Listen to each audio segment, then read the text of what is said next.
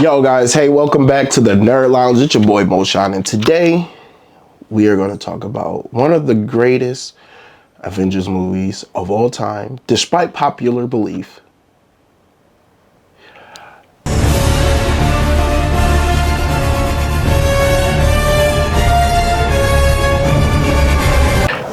All right, so when Avengers hit the theaters in 2015, actually, I remember going to see this in theater. It had mixed receptions, and honestly, as a Marvel fan, I really loved this movie, this Avengers movie. I loved Ultron in it. I loved everyone in it, honestly. I think that a lot of people sleep on this movie.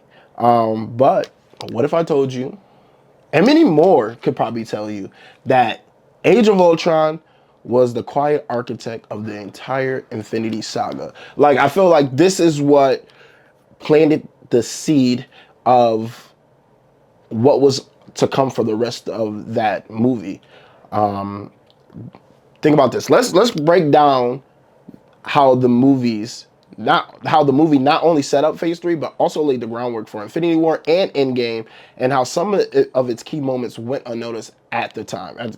You know, this movie's been out for a minute. A lot of people probably broke this down, but listen. First, let's take Tony Stark vision of a doomed Avengers. Honestly, I would have liked to see this version of them losing in Infinity War, but then that would mean all of them actually dying. I honestly think it would have been also intriguing in the play with the minds for the Avengers to lose again. Because I think that even like, I'll get to it later on in the video. But anyway, Wanda's manipulation was more than just Wanda playing mind games with the Avengers. It was kind of like a prophecy for Tony and his fear of losing the Avengers and everyone he loved, which led to him creating Ultron in the first place. But it didn't stop there. It fueled his obsession with defense systems, which hence why he created all of those Iron Man's in Iron Man 3 but that was more or less what happened in the first Avengers. But leading up to the Soviet Accords in Civil War and him signing and then self-sacrificing himself in Endgame, Age of Ultron just wasn't really about Ultron. It was really about his way of trying to defend the Earth. And obviously, you know, we get the famous line, a suit of armor around the world, right? Now, let's get to Thor's vision, which I feel like this was kind of mostly the overlooked thing. And honestly, I'm not gonna lie, I really forgot about this part, but in making this video, I was like, yes, we need to talk about this because this was definitely one of the easiest things to overlook. But the scene directly sets up the Infinity Stones. This is the first glimpse of the Infinity Stones that we get. As a unified threat, Thor sees this and he basically gets this vision that foreshadows kind of Thanos and his mission to collect them. And I feel like without this moment, the stones would kind of have no great significance in Infinity War, you know. And so with that being said, now let's talk about how Wanda and Petro Maximoff kind of connect, because they're kind of directly tied to Tony Stark, because his weapons basically almost blew up their house, but it never went off. And I feel like the internal conflict foreshadowed Wanda's emotional breakdown in WandaVision, and the seeds of her grief were kind of planted there, because in Age of Ultron, we get the first glimpse of, you know, what everybody wanted to see. Vision saving Wanda, and that's kind of how their thing starts. And then also, not only Civil War was not really the start of the conflict.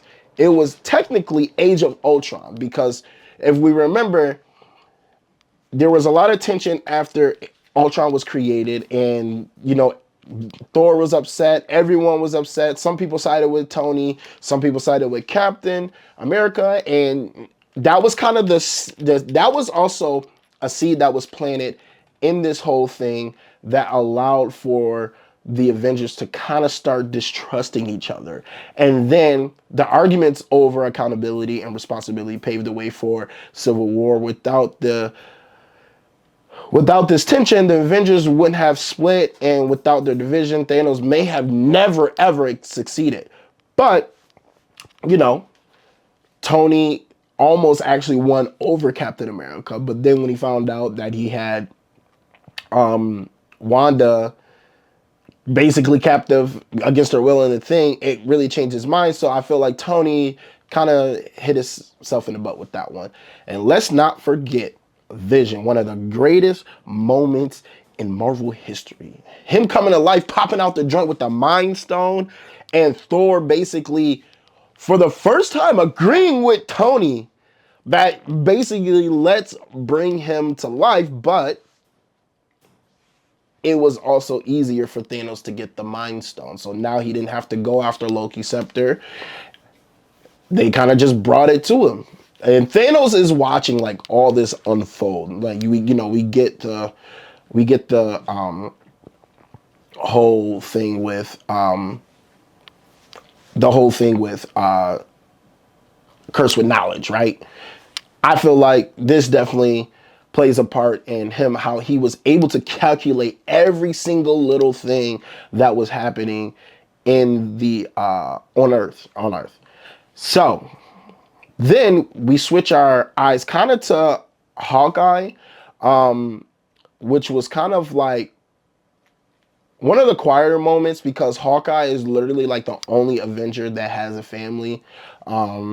He has children and things like that, and he has a family life. And the Avengers, I feel like, gave him a sense of humanity, or him having a family gave him a sense of humanity outside of fighting aliens and going on missions. And I feel like this was made to set up the arc because, Hawkeye is like in Age of Ultron is like fighting robots with a bow and arrow. They make this little wisecrack that it doesn't make sense and things like that. And ultimately, so I forgot to mention that Hawkeye goes rogue after the events of Infinity War, and him going rogue and missing his family ultimately made him basically, half of the people were dusted away. So we all know he took off the ankle monitoring that he had on his ankle in the beginning scene of Endgame, and he basically went on a rampage, killing all of the villains, honestly, in spite of him losing his family. And then we see Black Widow come up to him, kind of telling him that they have a way to reverse what happened, and she basically went on looking for him, and he was kind of like on their radar, because this sets up Hawkeye losing his family, going rogue, and kind of doing some almost a little bit irreversible damage to some point. That's how we get the events of the Hawkeye series and Echo and things like that. And it kind of really all started with him jumping in from Civil War and after what happened in Sokovia. So kind of Age of Ultron kind of put him out of retirement, made him basically spend more time with his family, and for whatever reason he came out of retirement to help Captain America in Civil War, which led to him being on house arrest. So that's kind of how he connects, and we kind of get this overarching story when it comes to Hawkeye.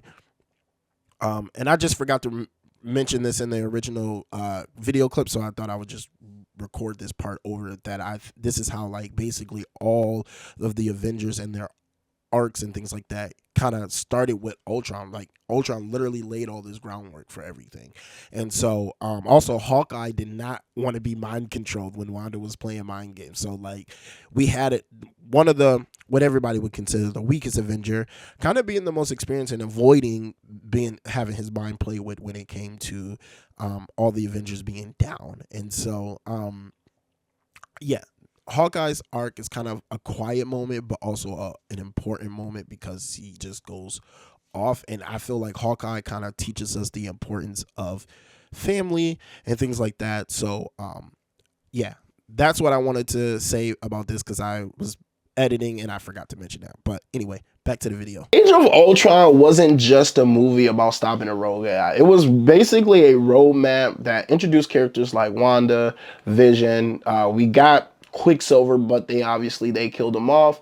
It explored the morale dilemmas that split the team and foreshadowed the stakes of Thanos' arrival, really, because we all knew by this time he was coming.